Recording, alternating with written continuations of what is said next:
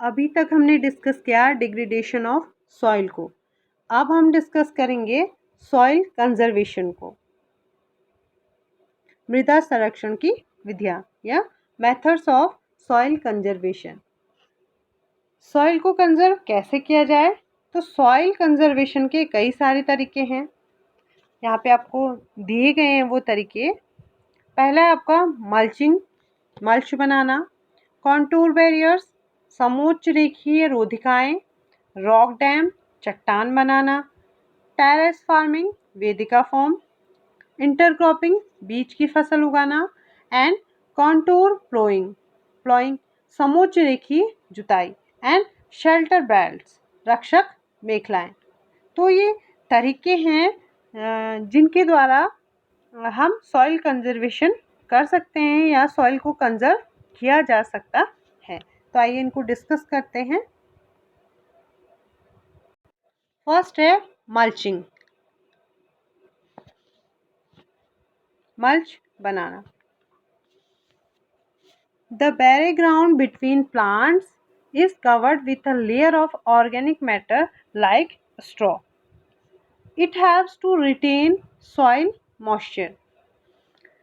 अब जब खेती की जाती है तो एक लाइन से कुछ प्लांट्स उगाए जाते हैं और दूसरी लाइन से कुछ प्लांट्स उगाए जाते हैं। तो इन पेड़ों के बीच की जो जगह है उसे कवर किया जाता है। जैसे कि आपको पिक्चर में साफ दिखाई दे रहा है कि इन जो पेड़ों के बीच की जो जगह है उसे कवर किया गया और इन्हें कवर किया जाता है किसी ऑर्गेनिक मैटर से। किससे किया जाता है? किसी ऑर्गेनिक मैटर से।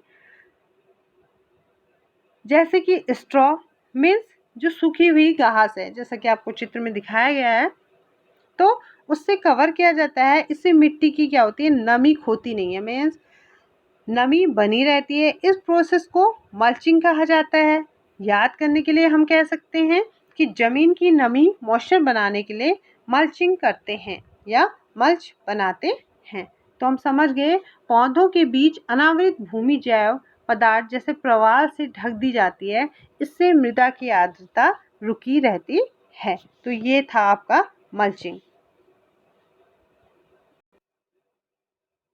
नेक्स्ट है कॉन्टूर बैरियर्स, समोच्च रेखीय रोधिकाएं।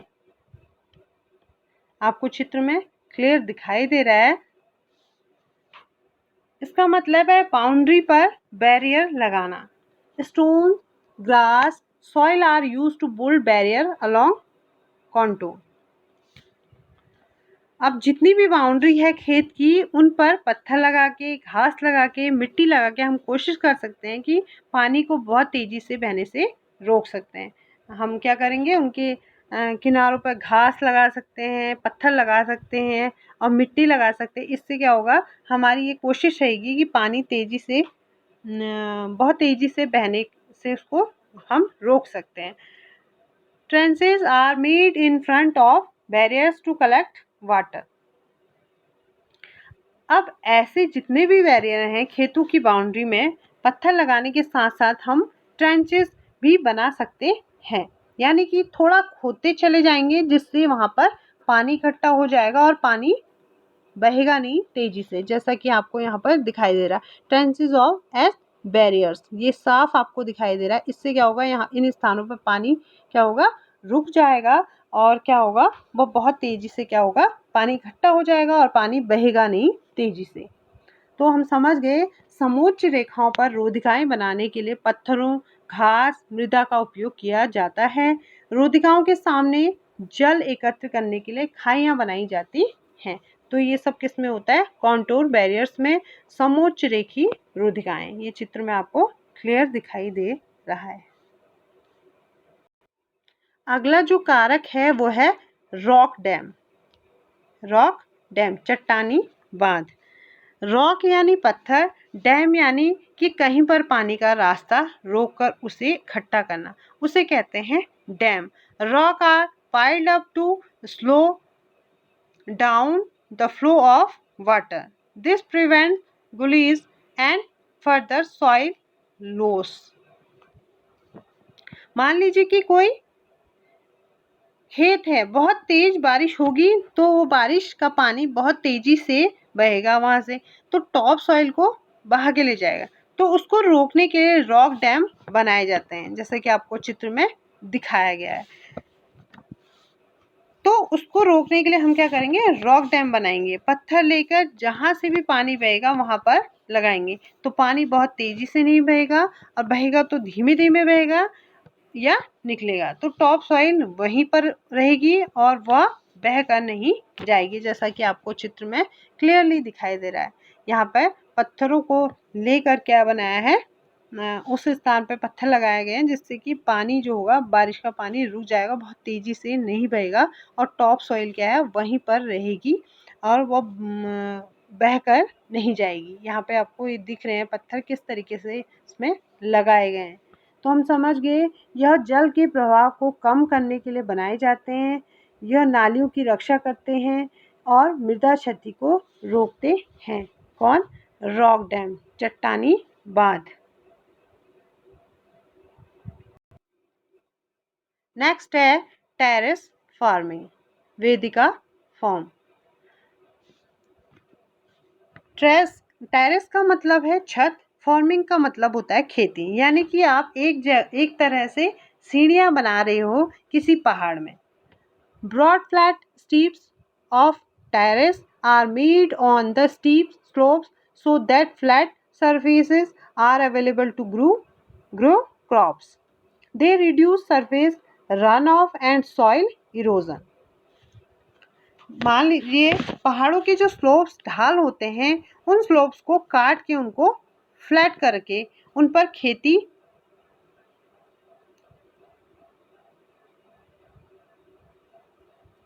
उन पर सीढ़ी के जैसे खेत बना सकते हैं और उनमें खेती कर सकते हैं। इनसे तेज पानी के बहाव होने पर पानी एक साथ टॉप सॉइल को बहाकर नहीं ले जाएगा।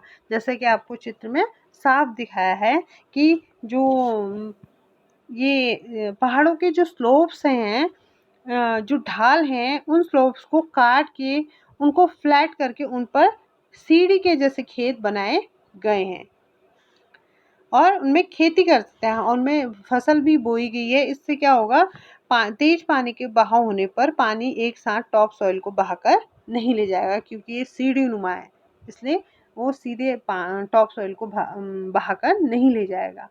चौड़े, तो हम समझ गए, चौड़े समतल सोपान अथवा वेदिका तीव्र ढालों पर बनाए जाते हैं ताकि सपाट सतह फसल उगाने के लिए उपलब्ध हो जाए। इनसे पृष्ठीय प्रवाह और मृदा अपरदन कम होता है। किससे? टेरेस फॉर्मिंग से, वेदिका फॉर्म से।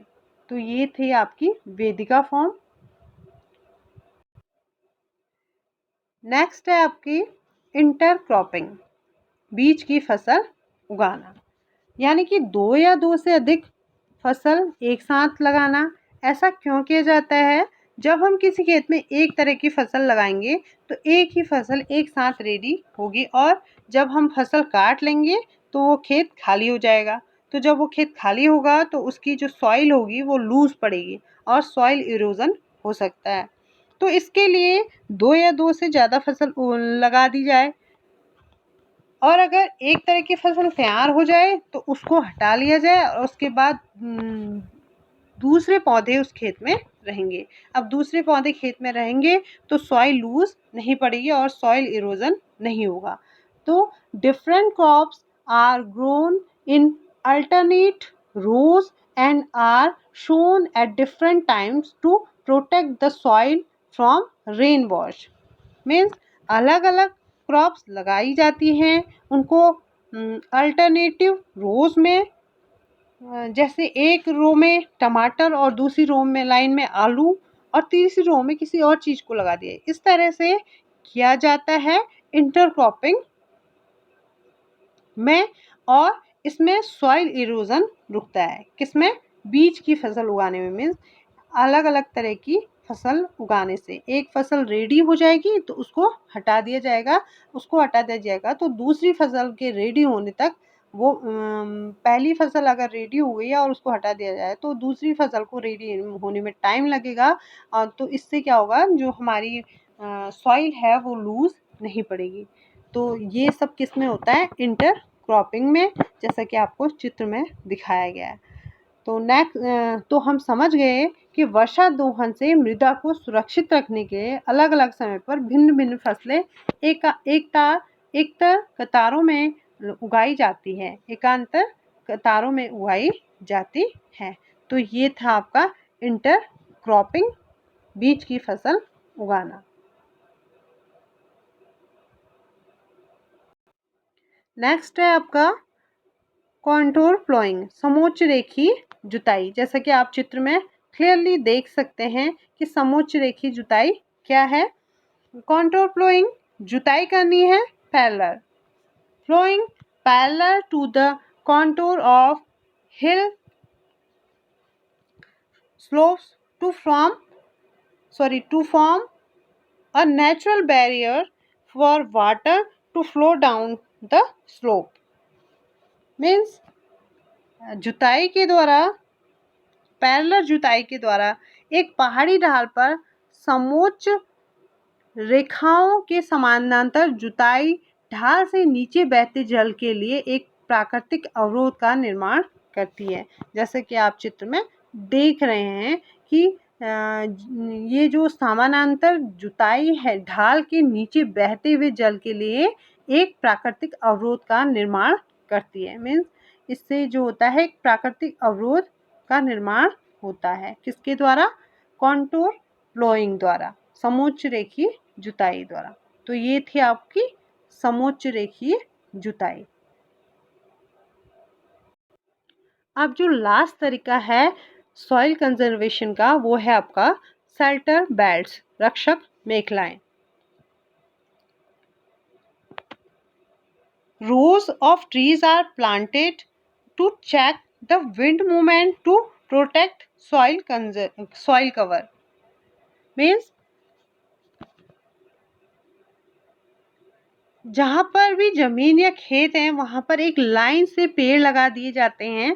जैसा कि आपको चित्र में दिखाई दे रहा है कि एक लाइन से ये पेड़ लगा दिए गए हैं। ये हमारे खेत हैं और इनके साइड पे लाइन से पेड़ लगा दिए गए हैं, जिससे जो हवा थोड़ा है वो थोड़ा रुकेगी, जिससे वो मिट्टी को उड़ा नहीं पाएगी। तो इसको कहते हैं शेल्टर बेल्ट्स। जो ये प्रोसेस है, जो एक लाइन में पेड़ लगा दिए जाते हैं, इसको कहा जाता है शेल्टर बेल्ट। जहाँ पर रो ऑफ ट्री, पेड़ों की कतार लगाई जाती है, ये पेड़ों की कतार लगाई गई है टू प्रोटेक्ट सॉइल, मिट्टी की को सुरक्षित रखने के लिए।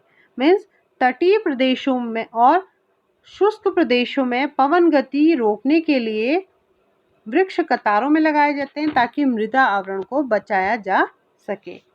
तो हम समझ गए कि शेल्टर बेल्ट्स, रक्षक मेखलाओं द्वारा क्या किया जाता है,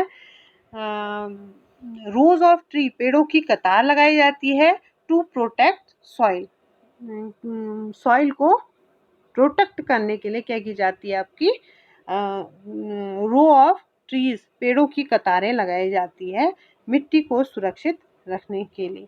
तो ये हमारा लास्ट तरीका था कंजर्वेशन ऑफ सॉइल का, मीन्स सॉइल को कंजर्व करने का। तो हम समझ गए कि जो ये तरीके हैं इनके द्वारा हम क्या कर सकते हैं, सॉइल कंजर्वेशन कर सकते हैं। तो आज के लिए इतना ही। अगले पार्ट में हम अगला टॉपिक डिस्कस करेंगे। Thank you so much.